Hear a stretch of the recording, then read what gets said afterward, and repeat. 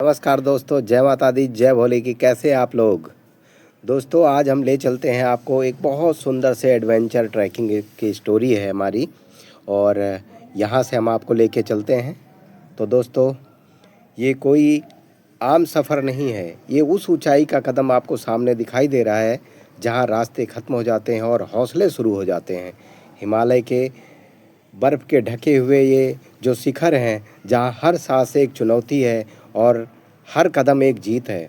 सामने बर्फीला ढलान, पैरों के नीचे फिसलन और दिल में सिर्फ एक ही आवाज़ आती है दोस्तों कि यहाँ पे रुकना मना है।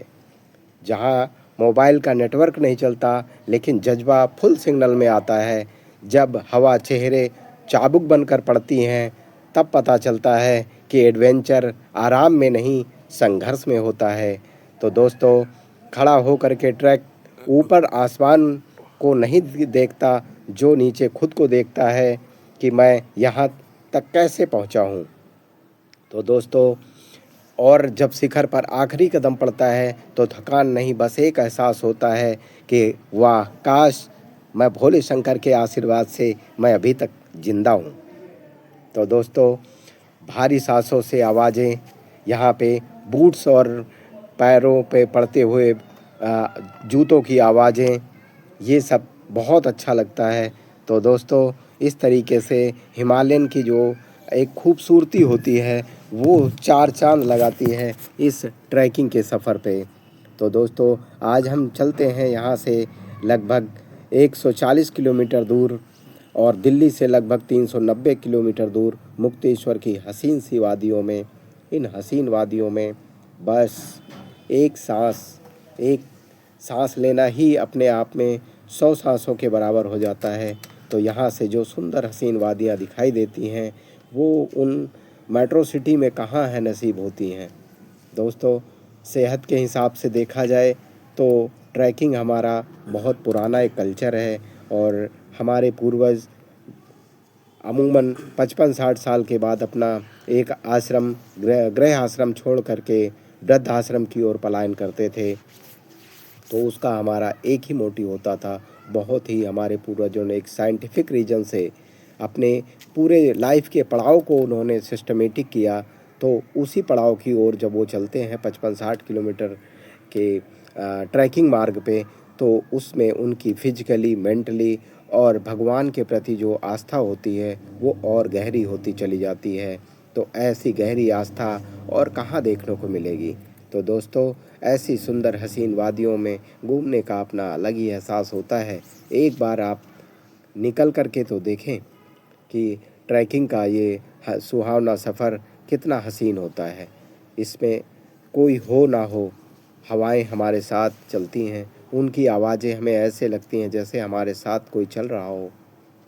और पेड़ों की जो सनसनाहट होती है, ऐसा लगता हो कि भगवान कृष्ण की बांसुरी का यहाँ पे चारों ओर सिर्फ उन्हीं की प्रतिभा सी दिखाई देती है और सुनाई देती है। तो दोस्तों, इसीलिए तो कहते हैं कि हॉस्पिटलों के चक्कर में अगर नहीं पड़ना, डॉक्टरों के चक्कर नहीं काटने हैं, तो उसके लिए साल में कम से कम 2 बार ट्रैकिंग ज़रूर करना चाहिए। तो आज हमारा ये जो एपिसोड है, ये एक स्टोरी है, एक कहानी है। इसका मकसद सिर्फ़ एक ही है कि आप लोग अपने निकलें मेट्रो सिटी से और आ कर के एक बार एडवेंचर का मज़ा लेके तो देखें। क्योंकि एडवेंचर ही हमारा लास्ट जो है वो सफ़र कहलाता है। कहते हैं भगवान हमारे पांडव भगवान कृष्ण के जो सबसे शिष्य मेन थे, वो 5 पांडव थे। पाँचों पांडव जो है वो अपना सारा कर्म कांड करके और जब सारी चीज़ें उन्होंने अचीव कर ली, हासिल कर ली, तो वो निकल जाते हैं कहाँ पे? एक एडवेंचर पे। वो ऐसा एडवेंचर होता है जो ज़िंदगी में आत्मा से परमात्मा को मिलाता है। और अपनी ज़िंदगी में आपने तो बहुत कुछ कर लिया है, लेकिन परम आत्मा की एक संतुष्टि के लिए जो ये एक हमारा ट्रैकिंग का मार्ग होता है, आध्यात्मिक मार्ग होता है, वो बहुत आसान हो जाता है। क्योंकि एक वक्त ऐसा आता है जहाँ से आपके द्वारा की गई कर्म कांड की चीज़ें और आपका बिजनेस, आपका जॉब सब कुछ अकेला आपको छोड़ देता है और आपकी फैमिली भी एक टाइम ऐसा आता है जो आप उससे बिछुड़ करके सब अपनी-अपनी मंजिल पे चले जाते हैं।